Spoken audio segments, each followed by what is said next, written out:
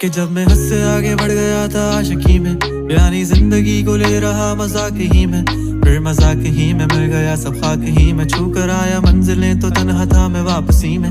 जैसे फूल तोड़े होंगे तुमने झोली भर के, मैं वो फूल जो कि रह गया था शाख ही में। जैसे ख्वाब ही में ख्वाब गाहे आँख ही में, पल से पल में क्या हुआ तुम रह गए बस याद ही में। एक सवाल मचलता है मेरे दिल में, कभी तुझे मैं भूल जाऊं या तुझे मैं याद करूं।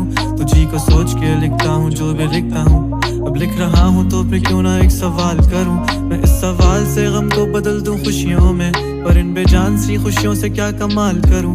पर अब सवाल भी कमाल तू संभाल ले फिलहाल, ये सवाल बेचा चाल क्या मैं चाल चलूं।